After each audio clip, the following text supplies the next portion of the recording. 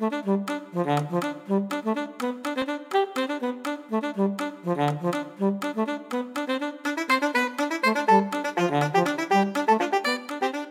vais m'appuyer sur un univers 3D qui est Second Life, mais je dirais plus globalement, ce que je vais chercher à présenter, c'est tout l'intérêt de pouvoir utiliser des mondes virtuels pour venir en appui, je dirais, des outils de formation qu'on peut avoir à notre disposition aujourd'hui.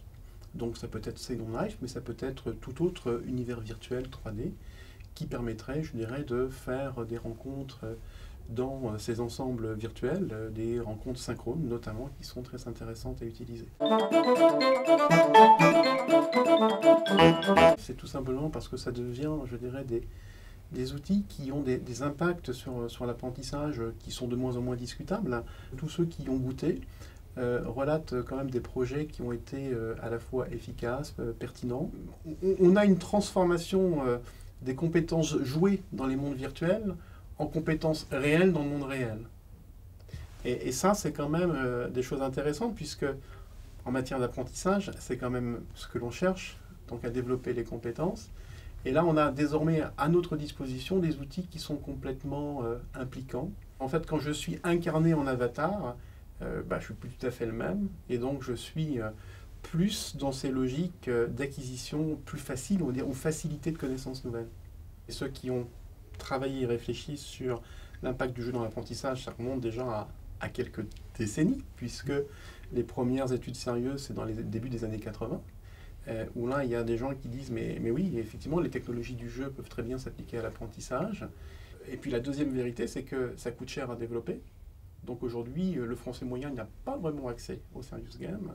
Et je dirais que toute la difficulté de ceux qui font de la formation professionnelle, voire de la formation initiale, et qui veulent s'intéresser aux masses, donc je dirais à toute cette population qui est à former et qui est à monter en compétences, il faut trouver des solutions économiques, il faut trouver des solutions justes et efficaces pour pouvoir effectivement mettre à disposition ces outils qui sont, sur un aspect pédagogique très, très pertinent. C'est l'incarnation dans quelque chose et c'est moi qui pilote tout, quoi. Je veux dire que, et ça, c'est un élément clé. Je pilote complètement, clavier, souris, joystick. Et puis dans pas longtemps, ça sera directement avec les mains, quoi. Je veux dire que c'est clair que dans les mois ou un an ou deux, je dirais que peut-être que clavier, souris disparaîtront, on pilotera simplement, on ressentira, on prendra les objets à la main. Je dirais qu'il y a des technologies inspirées de tout ce qui a été fait autour de la Wii, notamment, et qui aujourd'hui arrivent à s'affranchir complètement, je dirais, de tout élément pour interagir avec l'écran. L'information de demain ne peut pas ne pas être médiatisée. Le fait qu'on apprenne en faisant, le fait que pour apprendre, il faut donner du temps. On n'apprend pas en quelques heures. Il faut donner du temps à l'apprentissage. Il faut pouvoir formuler, reformuler, avoir des feedbacks. Et tout ça, un environnement médiatisé permet de le faire. Alors, autour des technologies, bien sûr, on verra des nouveautés.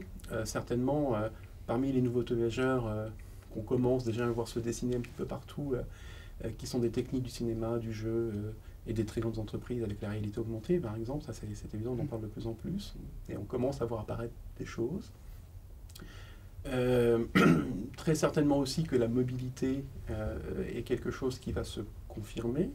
On peut supposer que l'ordinateur ne sera pas forcément, celui qu'on connaît, l'ordinateur qu'on connaît, le principal vecteur de connaissances. Il y en aura d'autres, plus légers, dans la poche, flexibles. Il y a des technos qui se dessinent. Et puis certainement des choses encore un peu plus futuristes qui sont, je dirais, dans les laboratoires et qui devraient très certainement aussi nous arriver, en tout cas arriver dans l'univers de la formation, comme le pilotage d'écran par la pensée. Donc il y a même un logiciel en open source qui permet déjà, en captant le flux sanguin, l'électricité du cerveau, de pouvoir manipuler des objets sur des écrans. Donc je crois qu'en termes de simulation, manipulation d'objets ou télémanipulation d'objets, je crois qu'on n'est pas au bout de nos surprises.